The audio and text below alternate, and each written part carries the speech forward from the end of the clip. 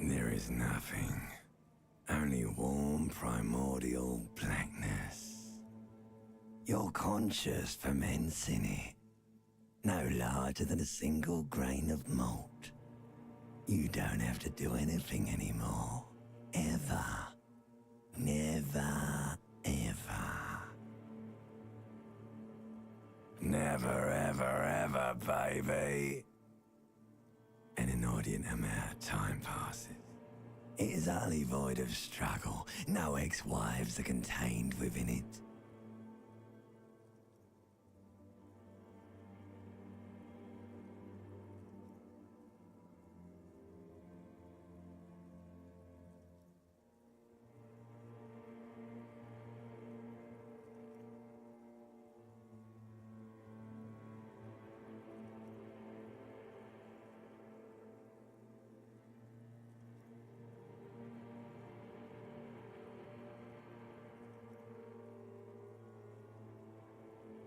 You got it, sweet brother.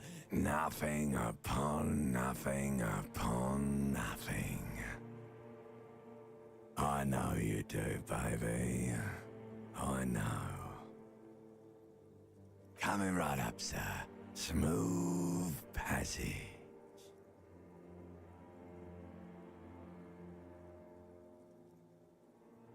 All right. Nothing town to fuck all borough.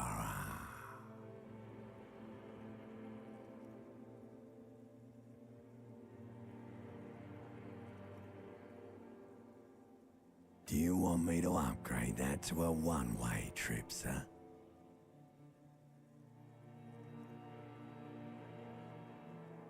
Do you really?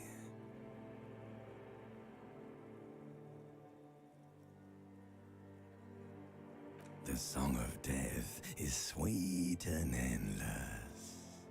But what is this? Somewhere in the soul, bloated man meet around you. A sensation.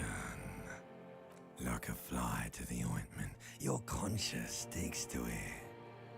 The limbed and headed machine of pain and undignified suffering is firing up again. It wants to walk the desert, hurting, longing, dancing to disco music.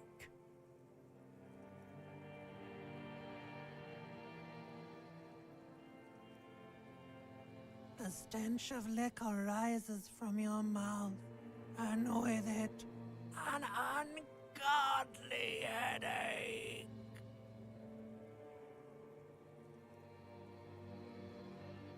A fiery streak penetrates your skull, trying to force your eyes open. It's a sound, a clarion call from hell. Somehow, you know what it is. A Caprice Kinema motor carriage.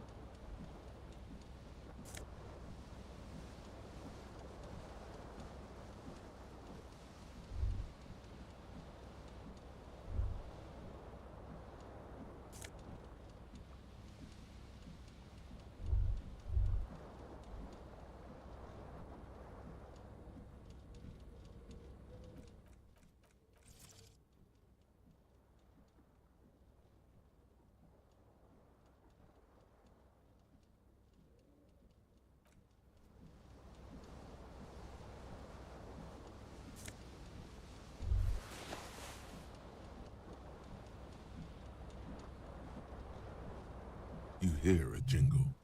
Keys are clinking in the pocket of your flare-cut pants. It says, whirling in rags, on the aluminium keyring. There is a single key on the ring. The number 1 is etched on it. It should open the door. The whirling in rags is a hostel cafeteria on the urban coast, frequented by dock workers.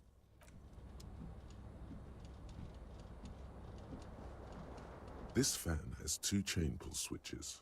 One ends in a tiny fan, the other in a light bulb. A truly horrific necktie has somehow attached itself to one of the blades.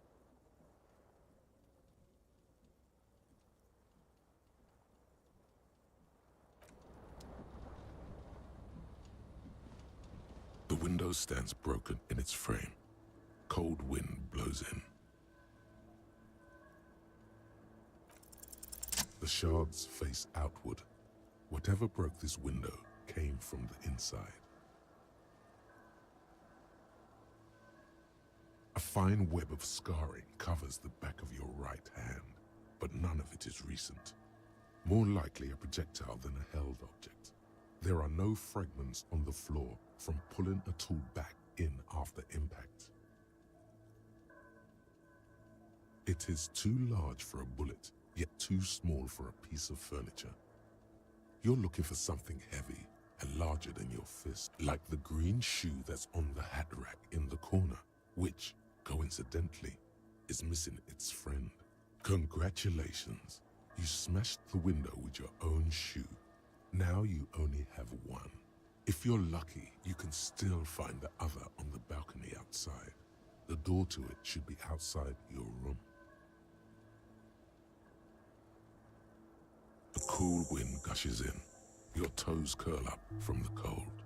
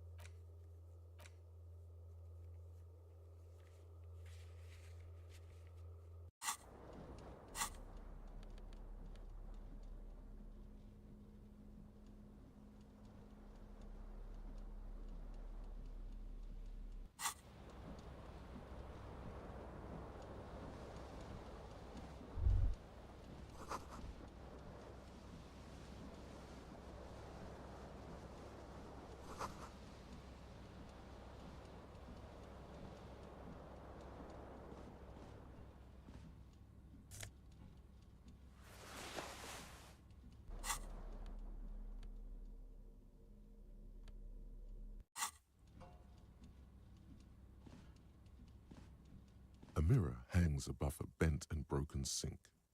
In a fierce discharge of masculine energy, someone has ripped half the faucet off.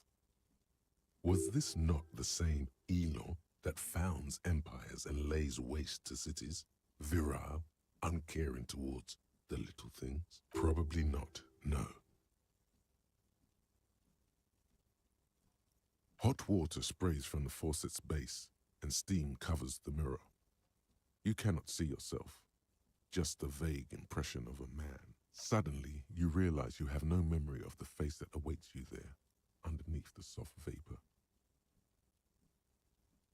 As you slowly reach your hand towards the surface of the mirror,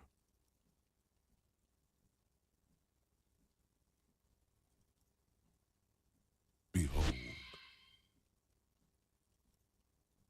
you have no idea who this thing is, do you?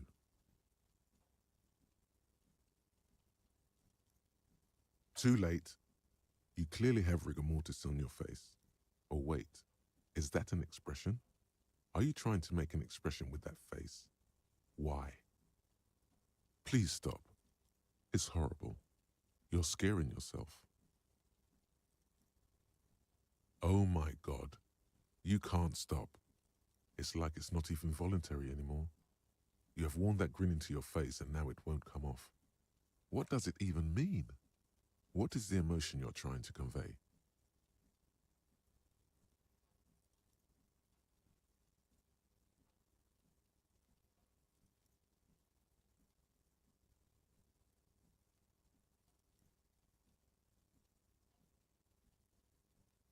You are correct.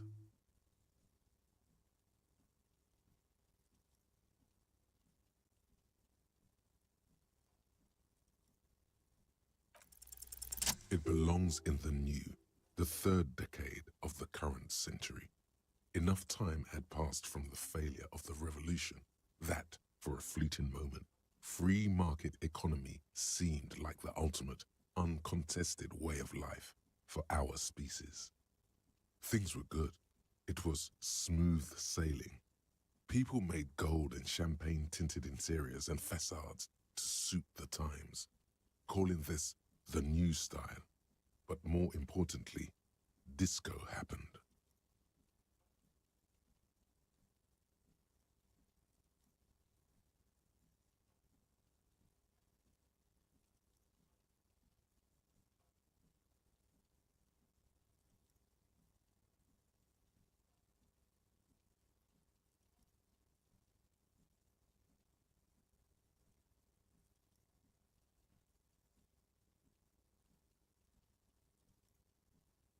For Revachol, your city, that meant only one thing. Guillaume Lamillion. If it doesn't rhyme, you're not pronouncing it right. Out of the dazzling swirl of disco music, in an open-air boîte de nuit, somewhere in Revachol West, Guillaume's blonde mane appeared on the screen. He sang some bullshit. Then he made the expression.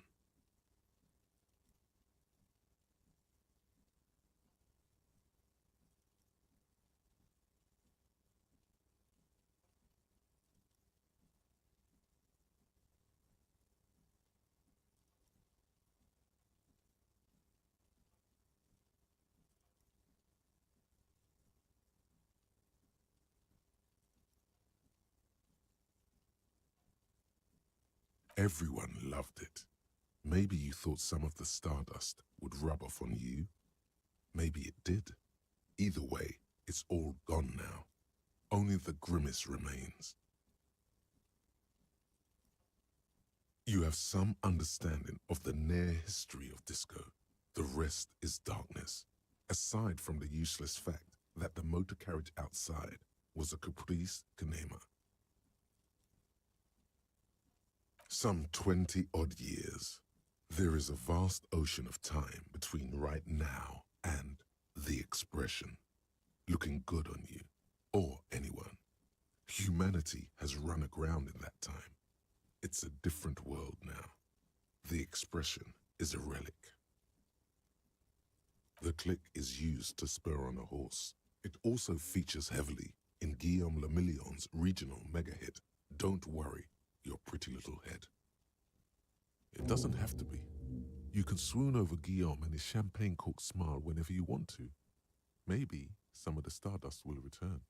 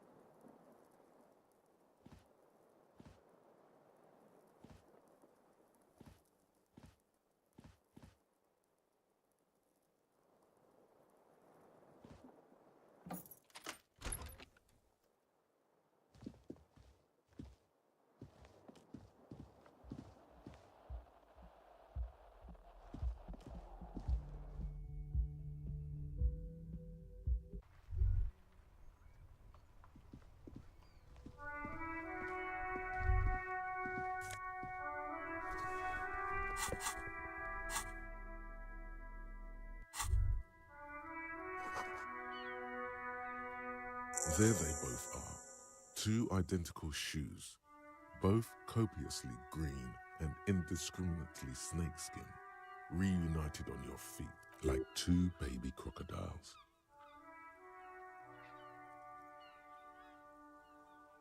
Good, they're balanced, comfy. Feels like the only good thing about you right now, truth be told.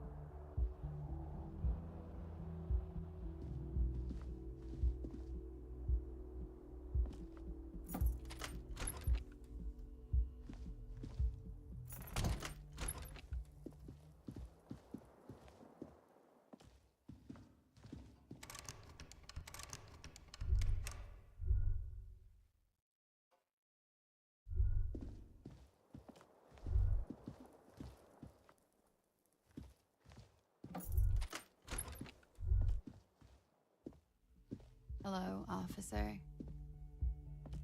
The young woman raises a cigarette to her lips. Her eyes are brown and her face is speckled with birthmarks. She can't be more than 28. A silver jumpsuit falls off her like scale armor, sparkling. This is the sparkle of too many nights out on the city.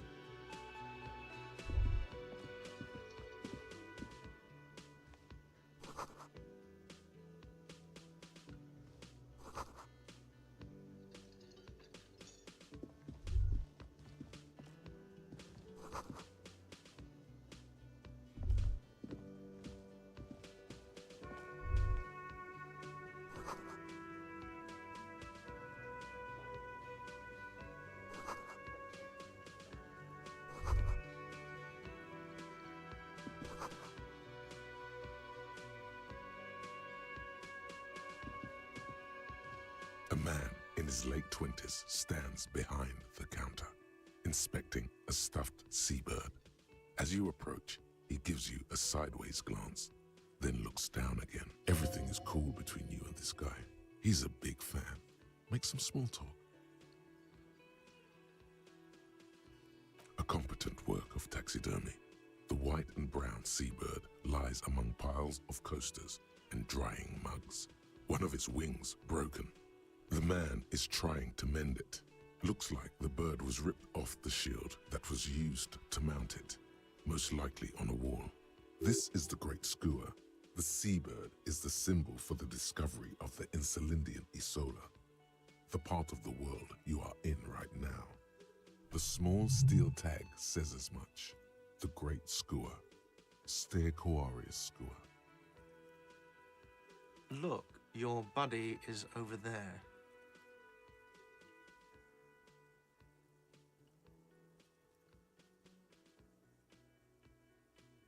Why don't you go and talk to him, okay?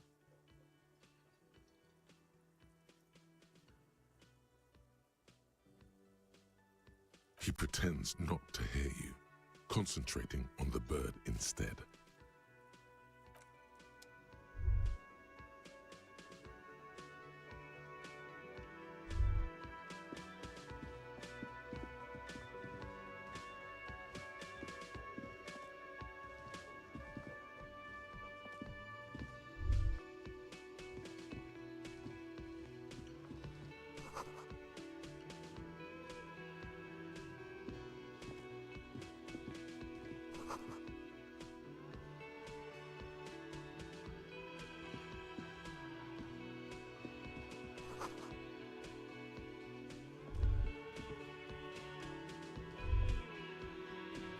A bespectacled man in an orange bomber jacket is tapping his foot on the floor.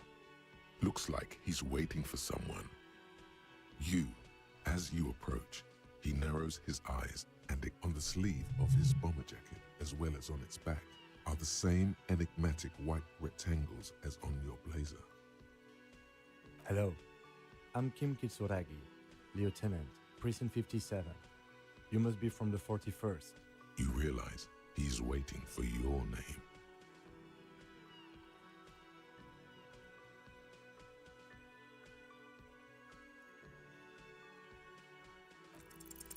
Concentration makes you squint your eyes. Your name should be deep gold and orange, like a forest fire looming on the horizon, but mixed with the stench of liquor rising from your breath. You're 2 steps closer to it, but there are still many to go.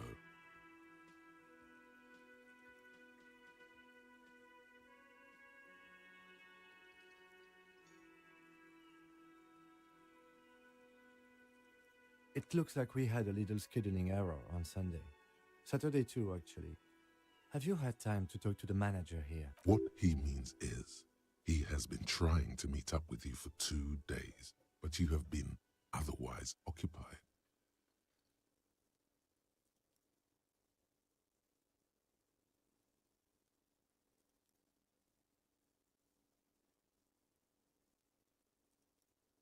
No, I don't think so. We should ask him for a rundown of the area, now that I'm here as well.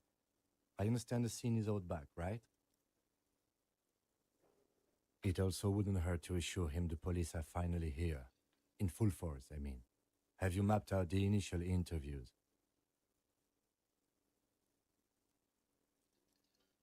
Okay, we'll have time for that after we take a look at the coroner's case. Have you removed the dead body from the tree? So, the body is still in the tree, where it has been hanging for 7 days straight. We should go there as soon as we are done talking to the owner.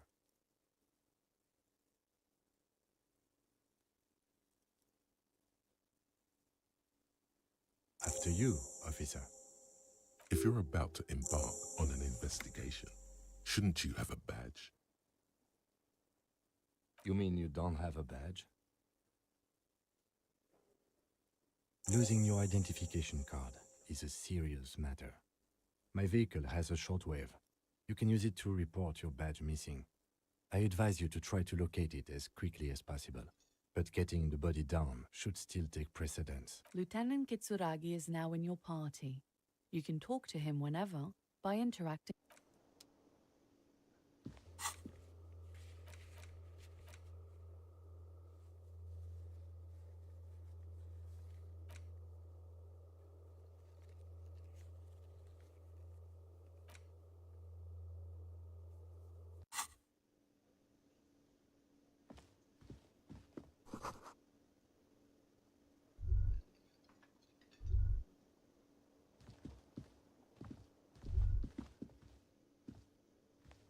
Hello, sweetie. Wait, who's Sweetie? Why, you are, officer. You're a handsome man, officer, with your mustache and your chiseled jaw and that silly dimple on your chin.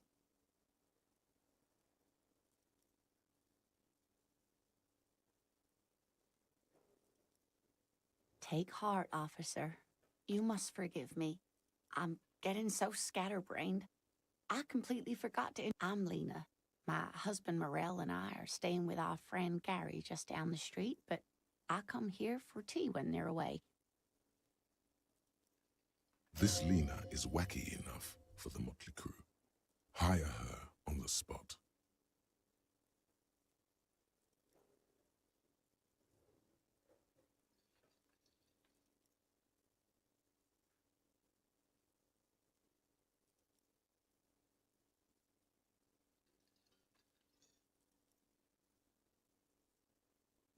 Whatever do you mean?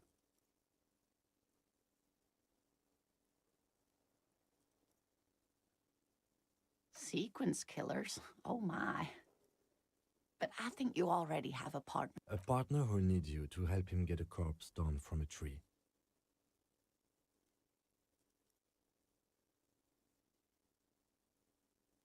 I can assure you with absolute certainty, there are no sequence killings taking place in Martinez.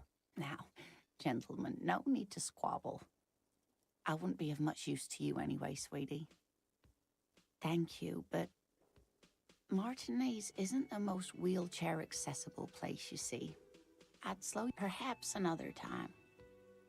Of course, dear. Good luck with your...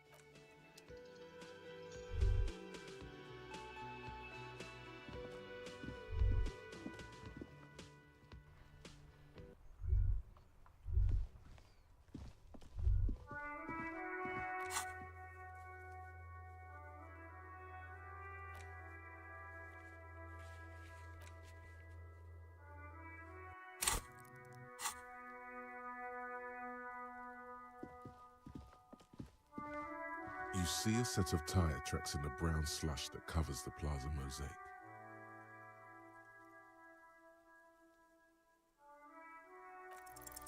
The tire tracks were left here by an unknown event that took place some days ago.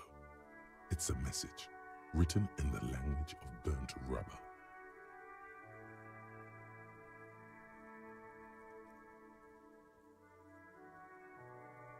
Some of that rubber stuck to the tiles right in front of the whirling in rags. This is point A. The driver started there and then accelerated straight into the fence. The driver proceeded to back out of the yard before heading south. Must have been in a hurry.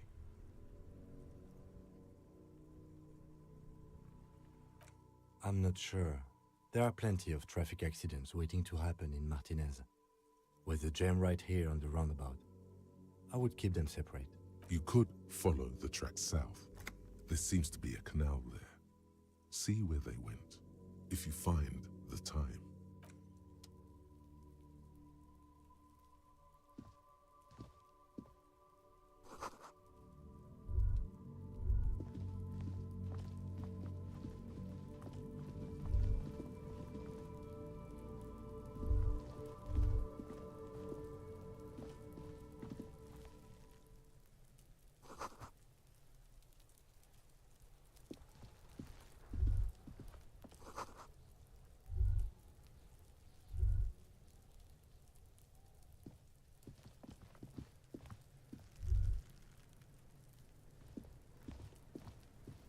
There are several footprints in the mud, left by work boots.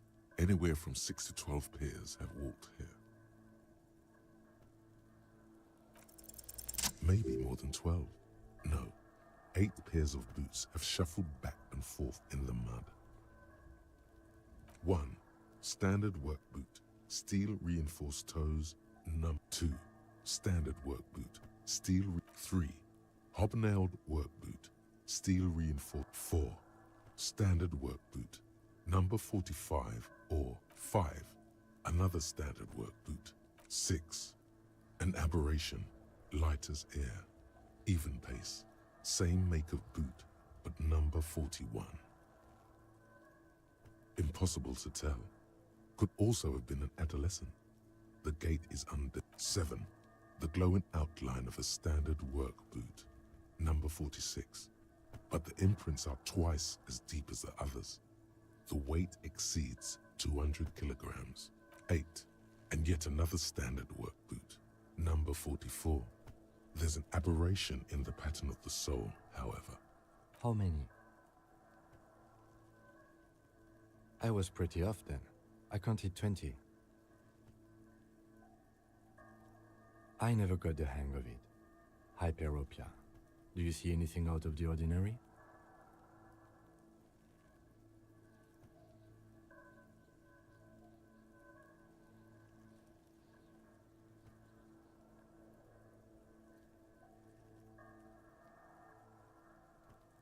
Interesting. Let's name it the odd soul. Someone operating a workbench with a pedal, like a joiner at the harbor. Or maybe a drummer?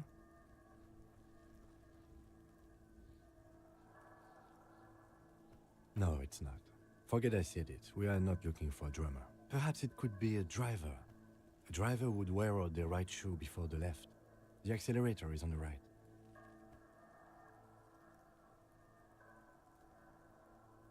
We should keep our eyes open around the traffic jam. See whether anyone strikes out as a potential suspect. Seems prudent, no? You're right. Let's keep a low profile. 200? Could it be the combined weight of 2 people, one carrying the other who's tied up? Let's say a heavily built worker carrying a similarly built, soon-to-be-dead man. He might be right. 200 kilograms of living weight is unlikely. Possibly, yes. But why? Yes, they could have used a makeshift stretcher or just march him up to the gallows.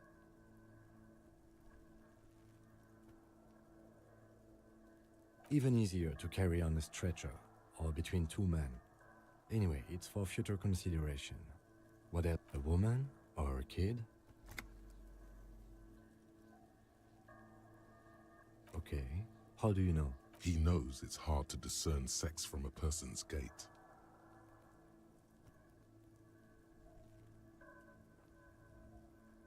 Understood. Anything else? A week, maybe? 7 days would fit the time frame provided to us by the caller, who reported the hanging. It is not impossible. I pulled last week's forecast for coastal Havashol. 7 days below freezing. The day before, the day of his hanging, was the last warm day. Correct again. Sub-zero temperatures would preserve the tracks in a good state. The commotion here could have taken place a week ago. What do I think? A mob of people brought something heavy to the tree. One of them was carrying the victim. They shuffled around, especially under the tree. Then, after hoisting him up, they stood in a semicircle facing his direction. At first glance, this appears to be a lynching. Indeed, they all stood in a row here and looked at the tree. Yes, everything fits so well. Carried him over, hoisted him up, watched him hang. This is easy. The lieutenant's eyes narrow. Either way. What else?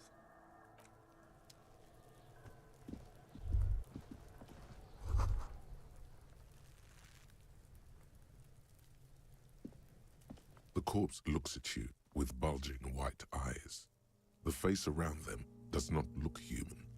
It's swollen and ready to burst. His lips are fish. You seem to be holding your breath. A cargo belt twists his neck at an unnatural angle. The body below appears stiff. It's letting out an ungodly rot. The smell seeps in, even through your clenched nostrils.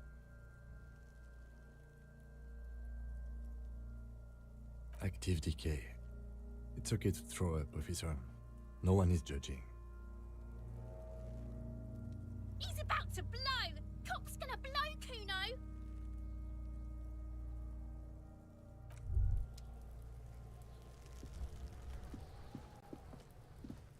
Kuno's got this.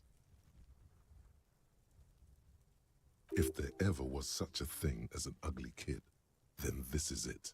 He's almost exquisite in his ugliness. Oh yeah! Nappa Gumpy, Kuno!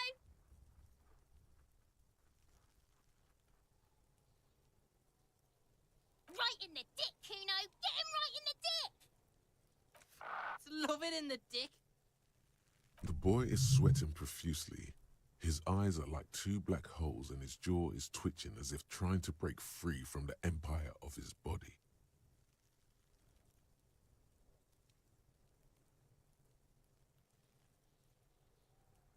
Fuck that! Kuno, yeah! Right in the mouthhole! Shits himself. The rake, Kuno! You should throw the rake at him, Kuno! The fuck does Kuno know what a rake is? Kuno's not a gardener. We shouldn't do anything. I don't tempt such forces. You will see. The language these kids are using, pure unfettered id. There will be no reasoning with those creatures.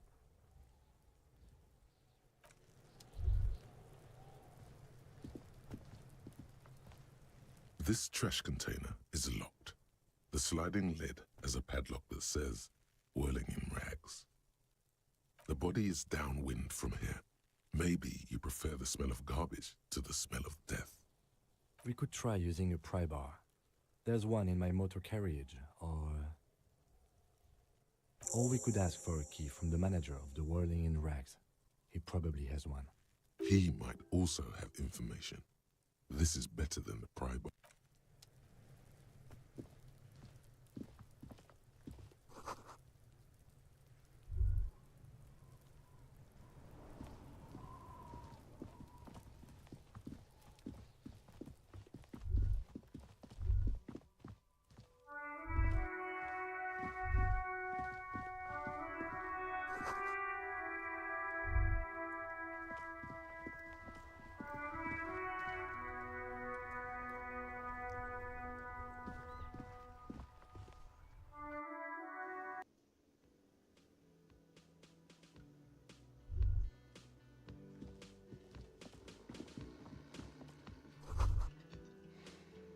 That sugary black rum stain on the counter makes you teary-eyed with joy. It's almost touching how syrupy and sticky it is.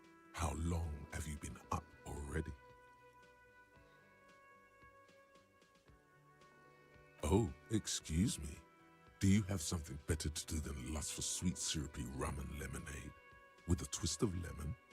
Maybe lime?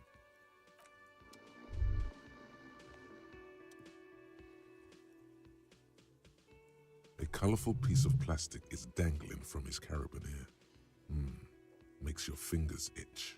On the counter, rolled out of his open hand, you see a blister pack of headache medicine.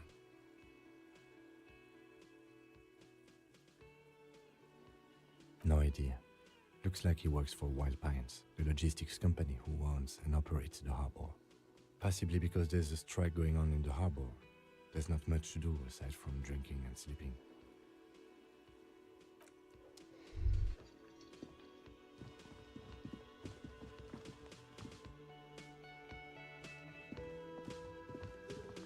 The man with the unimpressive beard notices you. Mr. Gart, right? Yes. I am Kim Kitsuragi from Precinct 57. This is an inter-district investigation, so joining me from Precinct 41...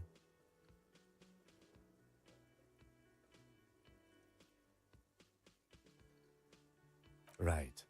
Now, I know it took us a while to arrive at the scene, It also took you a while to call us and report the dead body. It was you who placed the call, yes?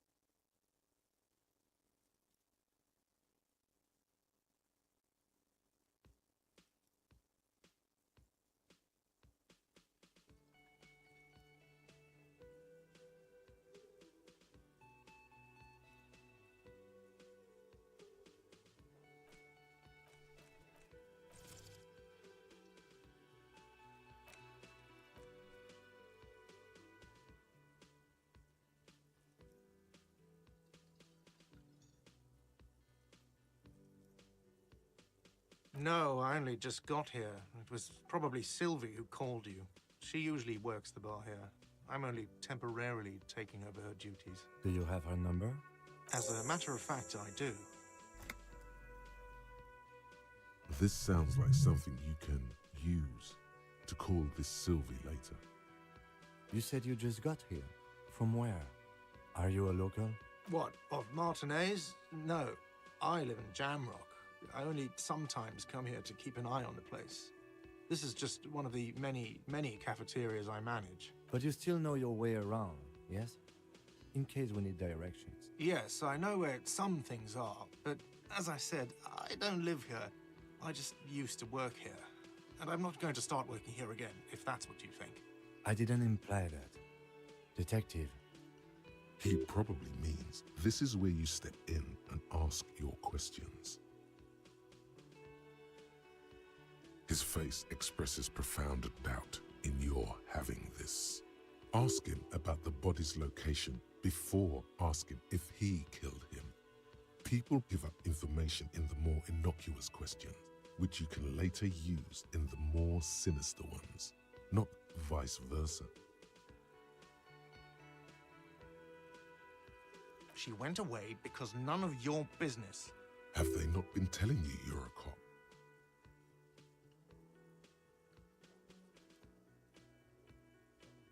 Okay, you got me. She went away because of the dead body out back. And because I asked for her number. That's why Sylvie went away. I hope you appreciate that.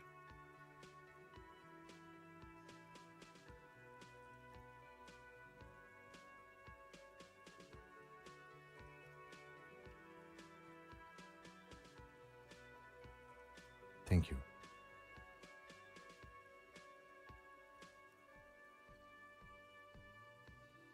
I asked an employee out. She didn't want to come, but felt obliged to. It was a bad idea. Now, what is so goddamn fascinating about that for you? It's got nothing to do with the lynching.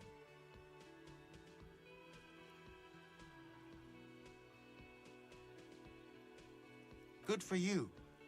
Was there something else? I'd like to get back to what I was doing. No, I'm not the bartender. I'm the cafeteria manager. That period of my life is over. Not everyone who stands behind a counter is a bartender. I have 3 cafeterias I manage. I don't know who killed him. I'm not the police. That's your job. What are you, crazy? Of course I didn't kill him. Let's go. Not so fast. You owe me 130 real.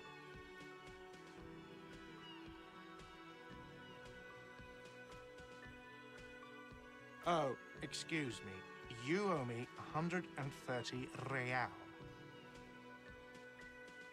The IIR, or Inter-Isolary Real, is the global reserve currency. Whatever part of the world you're in right now, it's safe to assume he means you owe him some money. Wow, you're a genius. Yes, that's right, money. You owe this establishment 130 real. Let's see. 3 nights at a tariff of 20 real comes to 60 real. Then there's the window you annihilated. The hole in the window was the first thing I saw when I came to work. So don't try to tell me you didn't. That will be 40 real. Another thing you've annihilated is half the bar. You've run a tab of 30 real. Actually, more, but we'll round it down to 30 for your hard work maintaining the stability and order of Revachol. That's... What are you, a philosopher? Money is what grown-up people use to pay for things. Things like this hostel room or 8 bottles of potent blend. Yes, it is.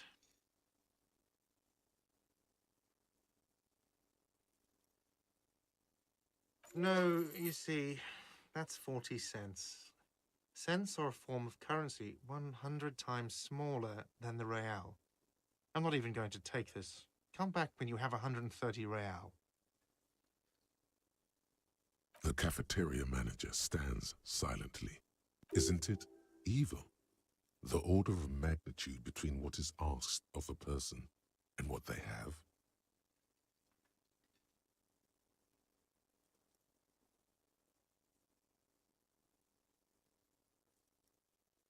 There's a shuffle of nylon as Lieutenant Kitsuragi looks for something in the pockets of his orange bomber. I'm sorry, but he has to pay. I can't let him stay here any longer if he doesn't. If he doesn't have the money by tonight, then... Officer, maybe you are better off working this from home for now. You live in Jamrock, right? It's not that far away.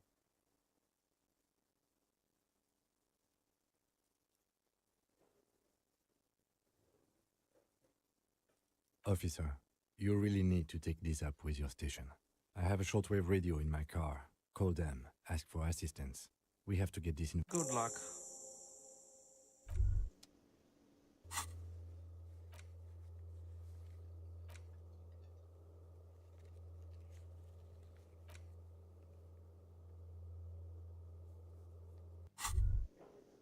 Can I help you? Mine? No, it belongs... Thank you for clearing that up. Why do you keep the container locked? Why?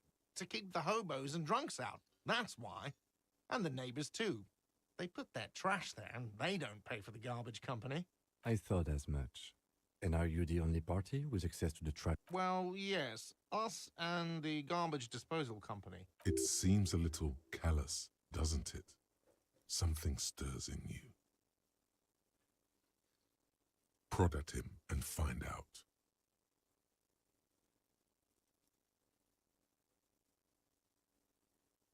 Callous? What are you, Kras Mazov? Almost all establishments in Revachol keep their trash locked. The whirling in rag... Krasmazov, nom de guerre, was an economist and a historical materialist. He was a leading figure on the Grad side of the Centennial Revolution. He killed himself. No one was implying you were, officer. Where were we? What do you need them for? It concerns the case. Please cooperate. Just bring them back once you're done, please.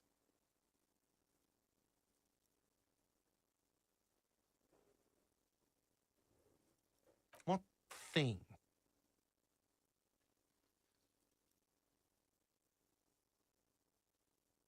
What?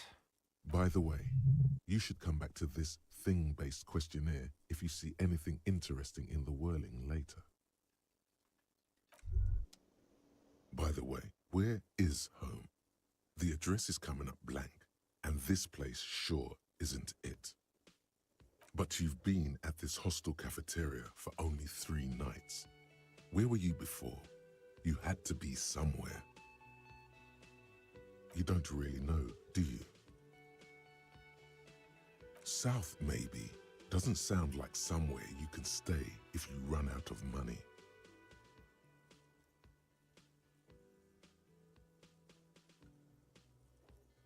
You can try. Run some addresses in your head when you get the time. Maybe a street or an apartment will appear.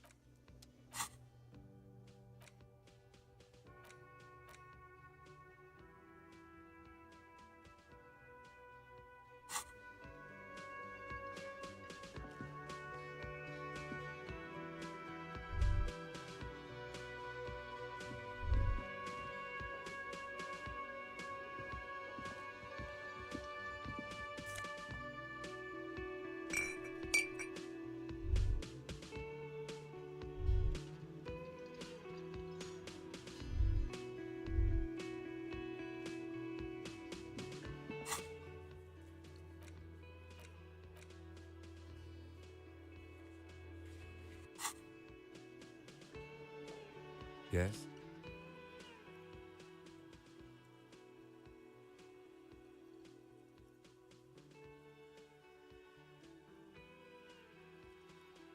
No response. He's having trouble processing it, believing it even. Have you tried concentrating on something other than your personal affairs?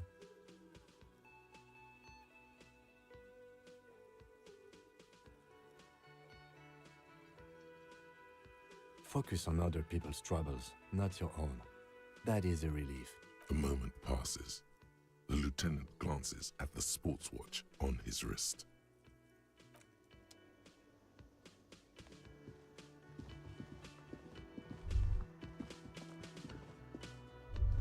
The theme on that pinball machine is a standard royalist theme, used on everything from pinball cabinets to full-flavor cigarettes, clinging to a picture book version of the past century, waiting for the king to come back and cast out all the profiteers and homosexuals. Basically, imagine a yellow plastic crown with a liquor brand emblazoned on it. The sentiment is called anti-centennial nostalgia, pining for a time before the turn of the century. It's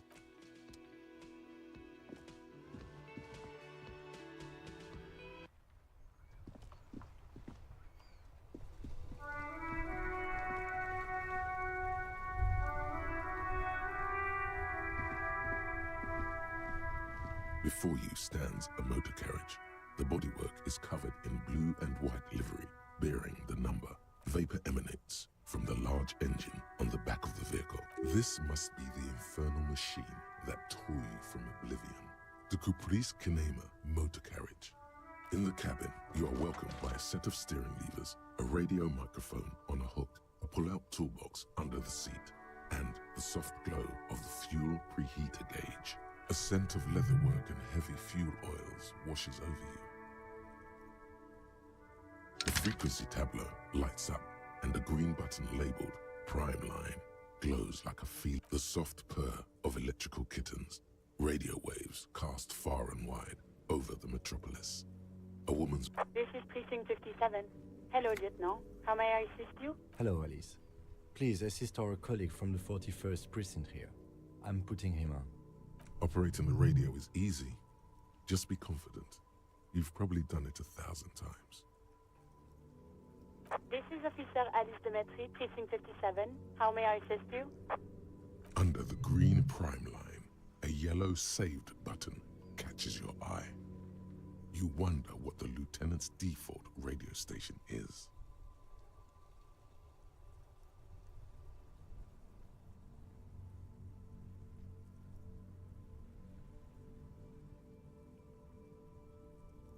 Of course.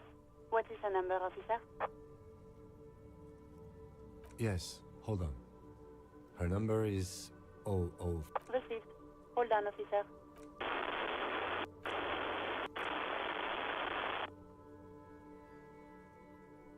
Lieutenant Kitsuragi slowly begins to tap a little rhythm with his right foot.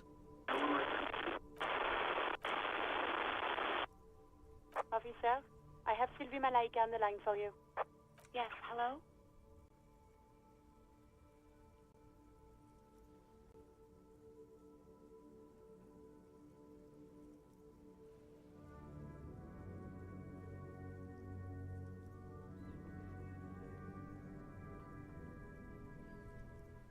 Oh, right.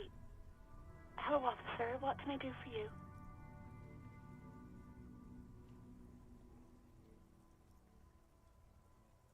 No, not me.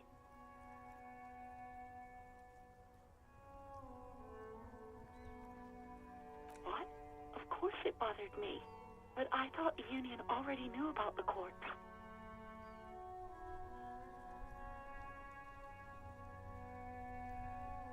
No one calls the police.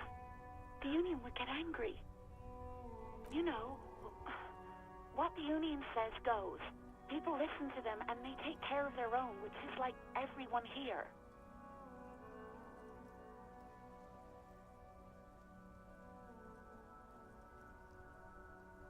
Legally, no. In reality, yes. Martinez is de facto policed by the Dock Workers Union.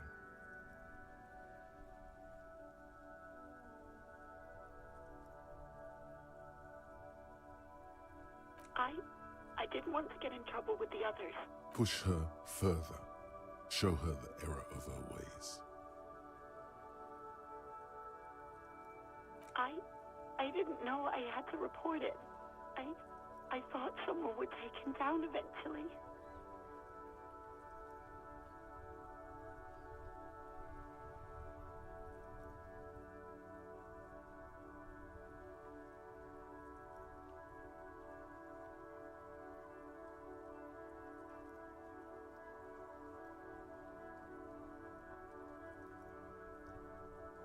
can almost hear the girl getting smaller on the other end of the line until she almost drowns in...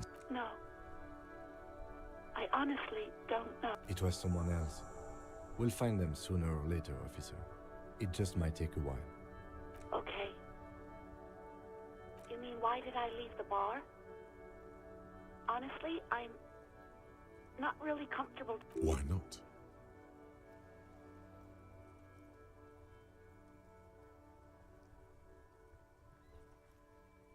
What? No, why would you even think that?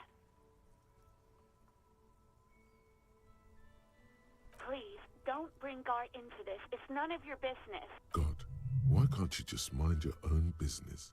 She mutters. I already said I don't want to talk about this. You're messing everything up again. No, not me. No. It was someone else.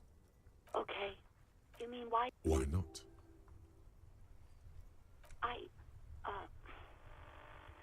Let's just say I left because I needed to get away from someone. You know whom? Maybe, I don't know. I just know I have to take some time off right now. I do hope so. Please, don't call me again. Bye.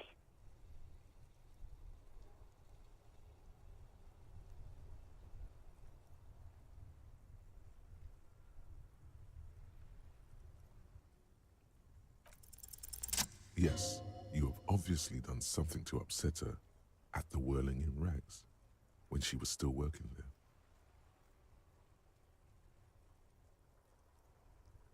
I'm not mad, it's just... You were so drunk and so emotional all the time, and then the skua thing happened. It just made me want to quit.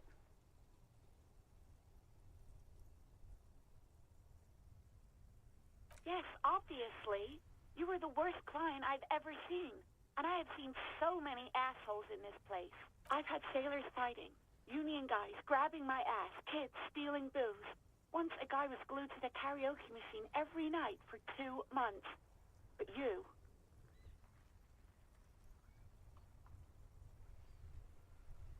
Well, you were worse than all of them. Honestly, even about little things like not turning down the volume at 3 a.m. I even liked one of those songs you kept listening to on repeat. No more. I hate it now. We Go On by the O.O. I can't listen to it anymore. You've turned it into a parody. To hell with that song. Then there was your room. Your project. An experiment to see how bad it can get in there. I tried to send the cleaner, but you wouldn't let me. Threatened to make me understand. I had no idea what you meant. And then screamed something about how you're a piece of shit human being and why does anyone even let you work as a policeman? That you'd fire yourself, but you can't even do that. And then I had to deal with your toilet. The one you clogged with police documents, causing water damage downstairs in the kitchen. I won't even mention you waving your gun around, harassing customers, threatening to sing karaoke, threatening to kill yourself. The ones I had to wrench out of your toilet. Damn it, I don't remember what I did to your damn papers. I don't remember every little thing I do.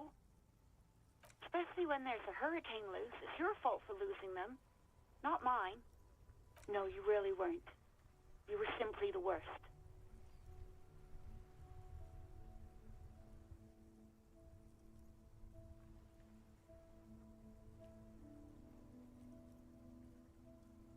God, I knew I shouldn't have brought it up. Just try not to call me again, and let's pretend it never happened. The stuffed bird, the great skua. You threw it against the wall while screaming, "Fuck that bird," and laughing like a maniac. I think you said it had been giving you shit ever since you got there. Yes, well... Rubbish. You're a green hat and feather-toting bird watcher.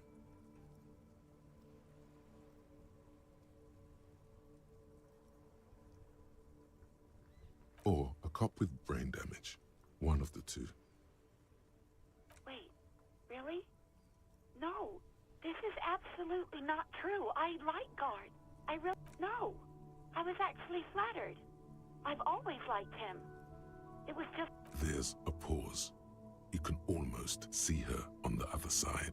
The telephone call. I didn't know what to say to him later. Then you came and destroyed the place. So I left without explaining.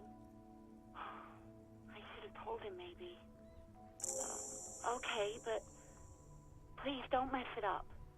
Please don't take out your gun or something. You hear a sigh of relief on the other end. Anything else I can help you with, officer? Just a second, officer. 10-2, 10-5. This is 41st. Come in. Over. The man uses relay code. You got this. You're a cop, and cops know relay code. 10-4, message received. 10-5, relay message. What's your status? Over. 10-18, state your message, sir. 10-9, over. 10-4, message received.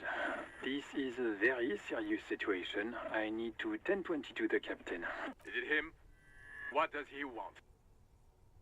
Says he lost his badge and needs to report it. He what? He lost his badge? Who lost his badge? Dick fucking Mullen. Who do you think? It's Officer Dick Mullen from the bestseller Dick Mullen and the Lost Identity. Dick Mullen is not your name. It's the name of a fictional detective who would not lose his badge. Defend yourself. Immediately. They're laughing at you.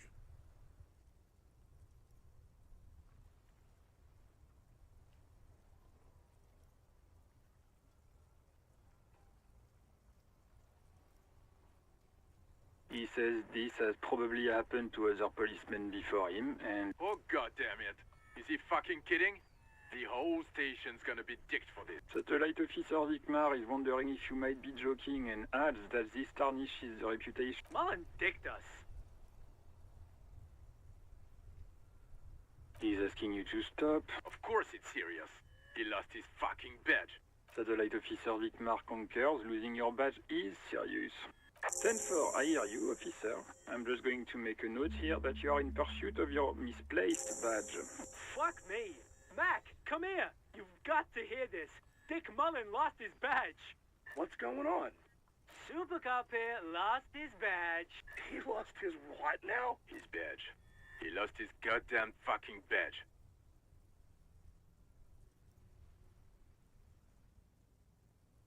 Ten-9, come again. I didn't get that. Over. New heights even for Captain Sober. Ask him. Ask him if he's lost his gun, too.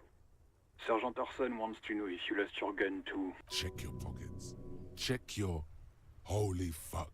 You don't know where it is, do you? Okay, it's gone. Your gun is most definitely gone. 10-9, come in, officer. Did you get my question? We were wondering about your gun. Over. Lying over the phone, it's easy. Just say it like it's the truth. And then it becomes it. He says he didn't. Thank God for that. That would have been a nightmare. I don't even want to imagine the poor prick who has to relay that kind of news to the captain. Losing his badge is bad enough. Tell him to find it, and fast. We can't have some gangbanger running around with it. We're all glad to hear you've not lost your gun, officer. You need further assistance? Over.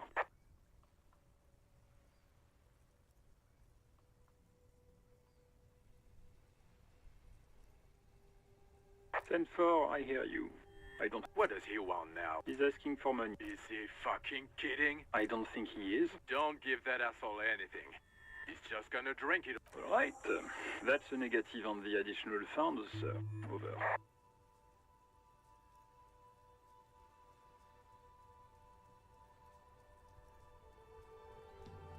Anything else, sir? Over. Wait. Before you say anything stupid, think it through. You're going to be looking at a straitjacket if you tell everyone you lost your memory. Be smart about this. Ask if he's there alone. 10-4, sir, I'm not hearing your question.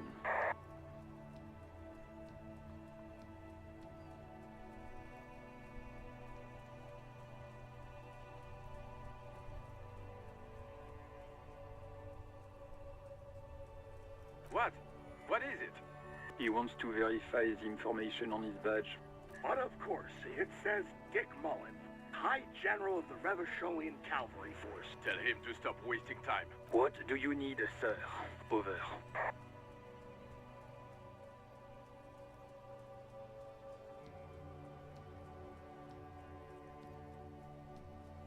That's a negative, sir. I got 10-12 visitors present here.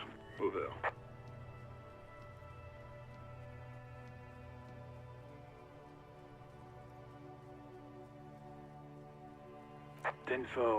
Does he actually want something, or is he hell-bent on disrupting? He asked if he ever told me about his days before joining the Earth. For God's sake, cut this shit out!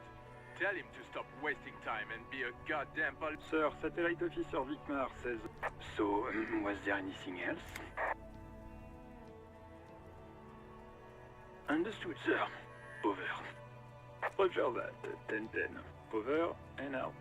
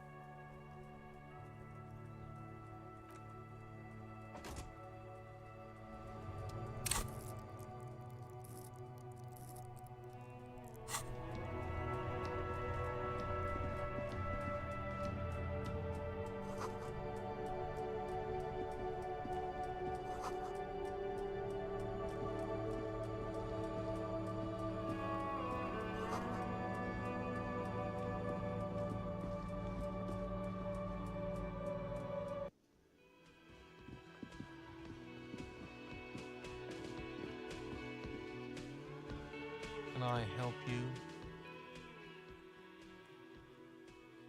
Wait, what? But what about the bird? Yes, the bird. I found it lying on the floor with a broken wing the morning she left.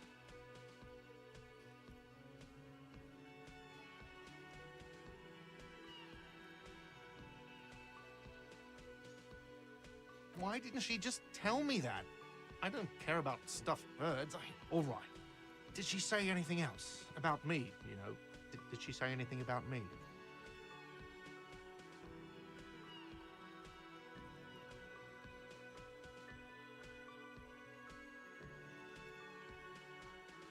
Really? I should give her a call then. Thanks, I guess. Was there anything else you wanted? We were sort of hoping there would be a gun, an expensive jewel, or at least a sword in it for you, if you deliver the message. Oh well.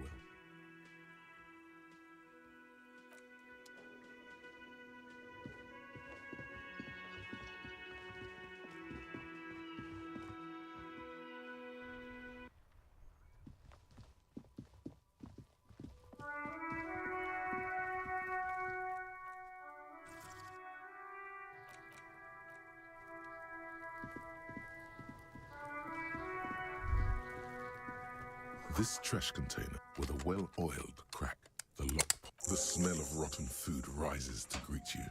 You see soggy cartons, dirty rags, and organic waste. We're just in time. This hasn't been emptied for over a week. You see milk and egg rest. You've done this before. The movements are recorded in your elbows, the methodology in your fingers. You're used to this. No, searching for evidence in the track. A box falls into pieces in your hands. Batiste Soleil cereal. Among the threadbare kitchen towels, something catches your eye. As the legs of the slime-covered jeans begin to unspool from the garbage, a rank corpse smell fills the air. The victim's clothes? Cadaverine odor is faint. If these belong to the deceased, they were removed when he was still in the early stages of decay. Drop them in here, officer. Guitar marked blue jeans. Pockets empty or emptied. He wore them with a belt, too, a white belt.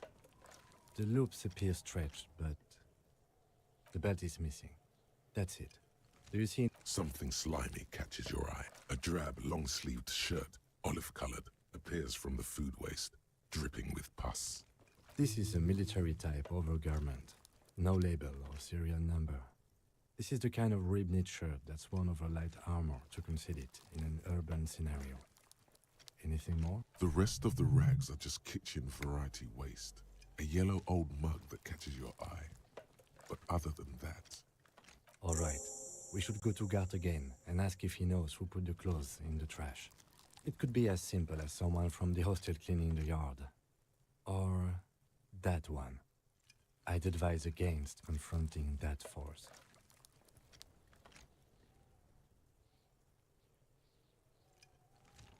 The fuck's he on about? Kids? You hear that, Kuno? He thinks you're an infant or something. See? Not really. All we know is the victim's clothes are in the trash. The lid was locked, and his establishment had the key. It's just a small loose thread. The lieutenant nods, then looks back into the trash container.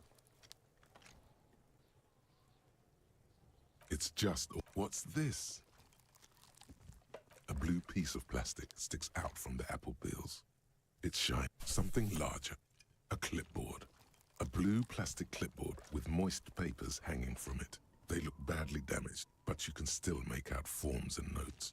Written in a... Officer, is that your paperwork? Yes, it is. Look. This plastic has the RCM street grid on it. You've even got an autopsy form. If you don't mind my asking, how could you have let your paperwork end up in the trash?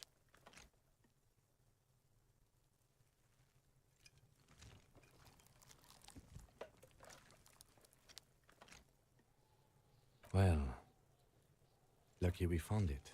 You should take stock of what remains, just to be sure some has not made it into the hands of the RCM's adversaries. Organized crime and the like. There might have been police secrets in your notes.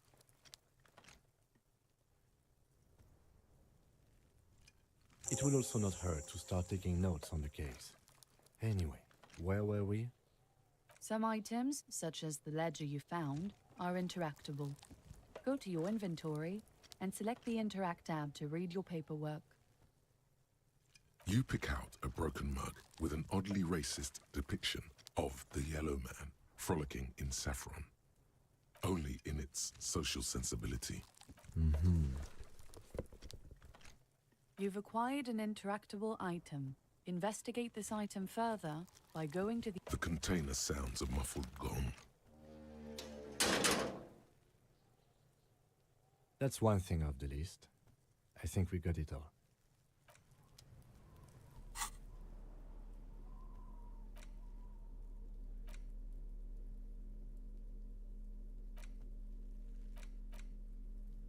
It's just a racist mug. What's there to read here? Not much. Oh boy, here we go. What are you going to say about a broken, tossed-away mug that you dug out of the garbage?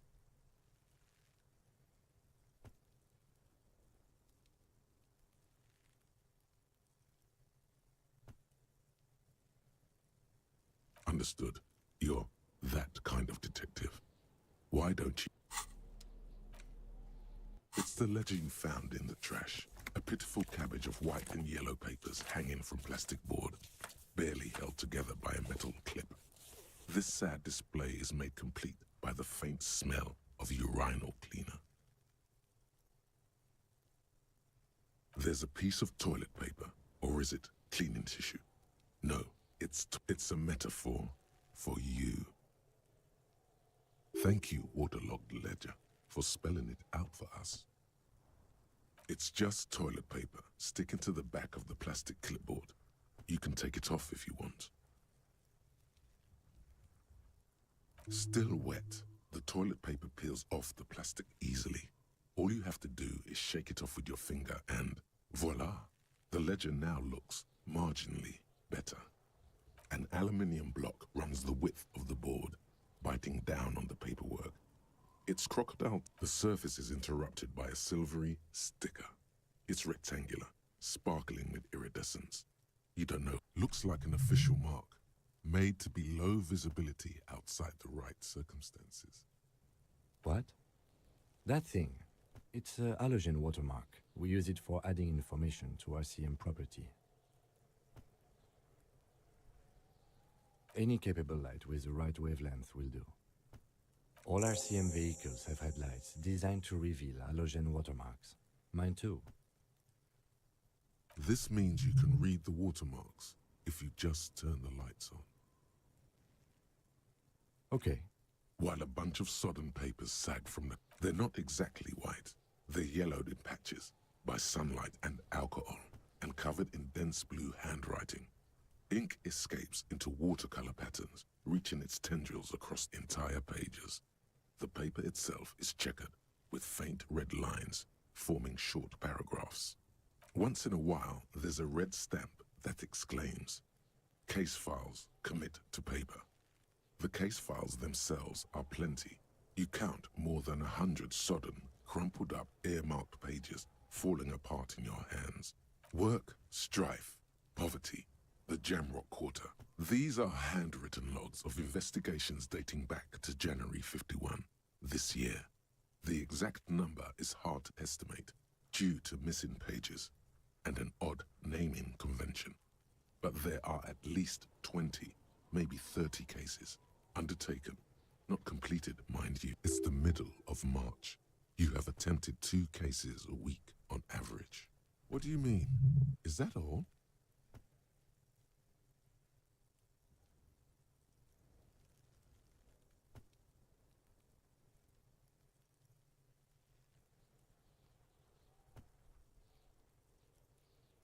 The notebook is annual. It says 51 on what remains of its cover. A molten strap of cardboard. Everything prior to this must... Huh? 2 complex cases to undertake is a lot, yes. You really have to push yourself. I would not suggest it, lest you start making mistakes.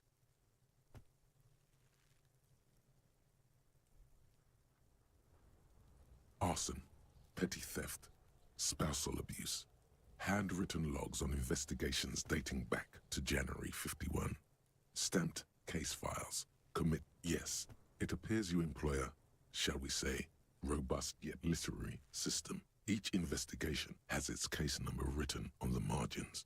Yet, still more tellingly, most are accompanied by a name, a title, one might say even. One that draws inspiration from snoop fiction and vespertine cop show staples. Yes, all caps. One is called The Next. Others appear more light-hearted. The guy's on a couch in an unexpected location, and the murder at the... It's going to take an effort to piece these case files together, but it can be done.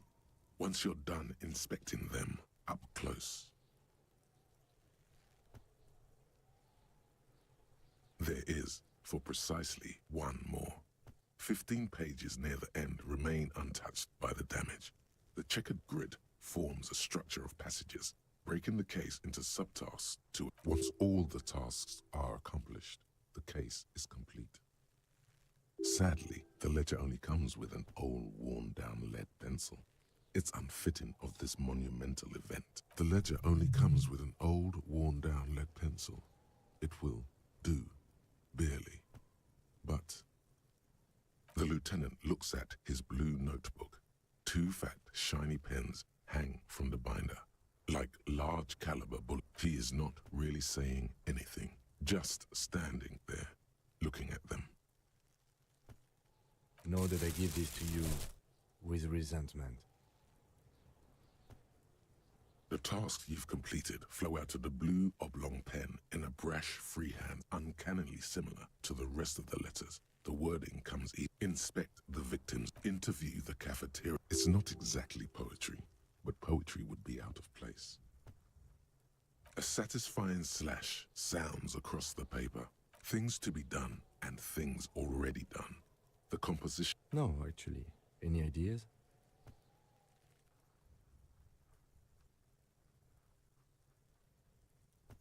Furies. Yes, well, I don't know. I have to be honest, I'm not experiencing the internal strife that it refers to. And also, could you make it less poetic somehow? Just a normal case. Yes, yes. You know what that normal name is. But it's so plain. Anything else, please. Okay. It's a good name, but it has one problem. This case has something more concrete, perhaps? Do you have something? Great. That's great. That's actually what I was thinking too. I'm going to start calling it the Hanged Man. It's good we sorted this out.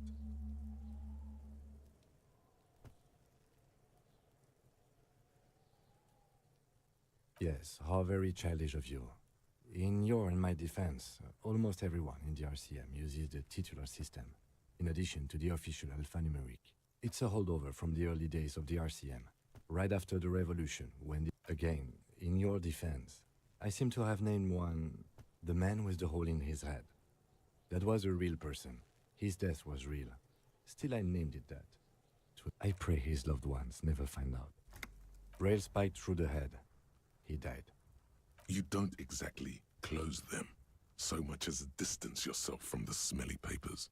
They're a little further from your nose now.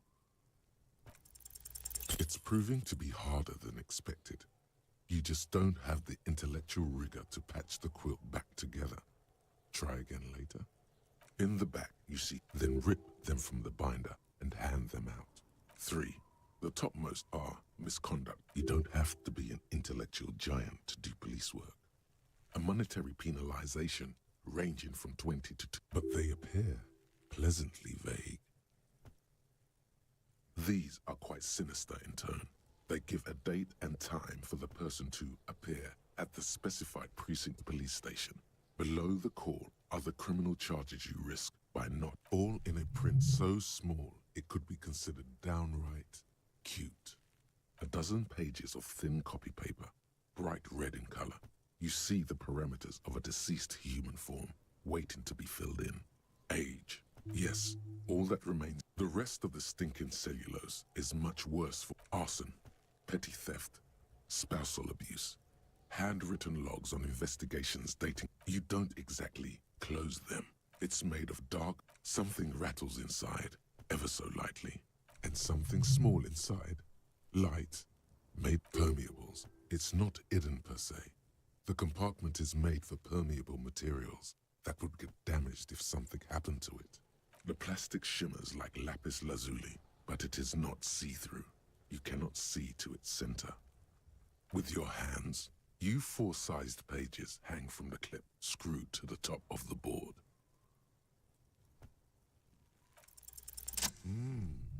The two sides of the board appear slightly misaligned, like a drawer that's come off its slides.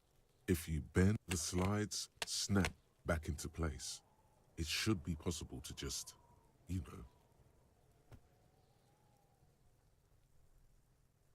Without resistance or sound, the two panels, 2 ticket stubs, and a handmade postcard.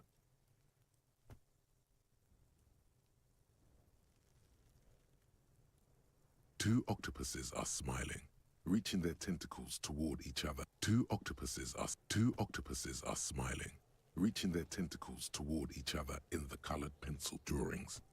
Thin wax paper has been glued to a piece of cardboard. Sounds like leaves rustling when you pick it up. You see violet flowers, floral patterns, patches of glue. Familiar handwriting lines the inside of a young woman in her 20s. There is care, effort, and a smile. You think, although that is not something Harry, It begins. You're already reading. I wanted to write you a letter so you can read it when you wake up. Maybe it will make you happy. Your hand shakes, holding the card. Every morning when I step out and you're asleep behind me, it says, I find a little piece of sadness in me. I carry it in my chest, down Voyager Road. Every step I take, it grows. By the time I reach the fuel station, it has filled me entirely. I step onto the light rail and look back. Sparks fall from the bow collector. You. Every step I take will get lighter. It almost makes me run. Sometimes I do. I can't believe I met you. I can't believe the happiness I feel with you. You have a vast, vast soul, and I will always. Kisses, kisses, kisses. You feel the air sucked out of your lungs and the blood sucked out of your head. Everything around you gets dark. Small white dots appear. Sparks fall like snow from the bow collector. A streetcar distancing. You feel the ledger slip from your hand. No, hold on. To what? There's nothing. Detective, is everything all right?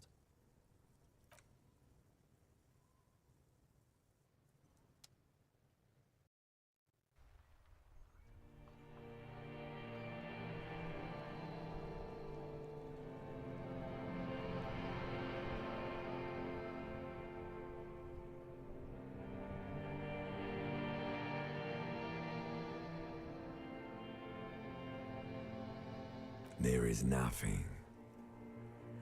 Again.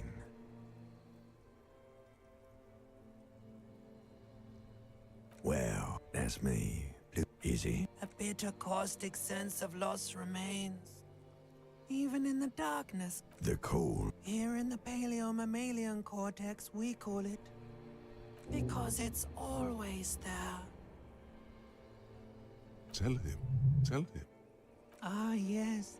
In the olfactory system, they call it the apricot chewing gum scented one.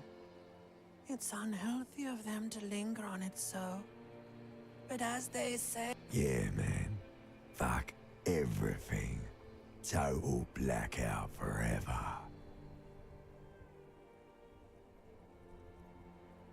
There is no Voyager Road. Yeah, man. What was that about? Bloated corpse of the past resurfacing. Beautiful. Believe me, stupid ape.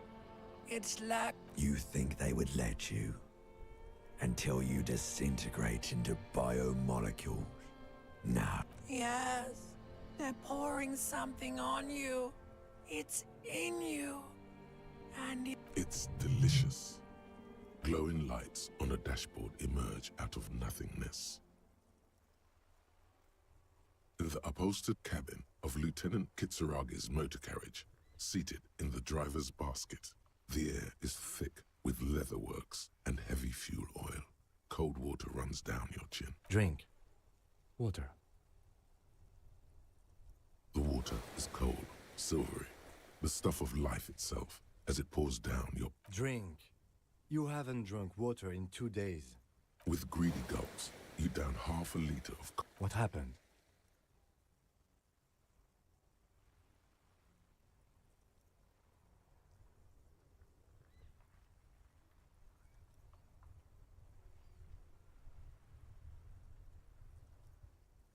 Right.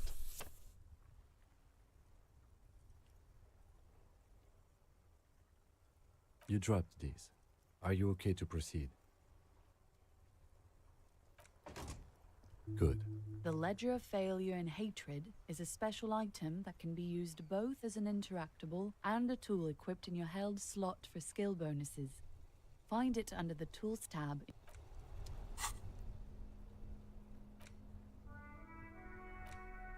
It's the ledger you found in the trash. A cabbage of papers hanging from the board. Without resistance or sound, the two panels move. It's slightly, ever so slightly.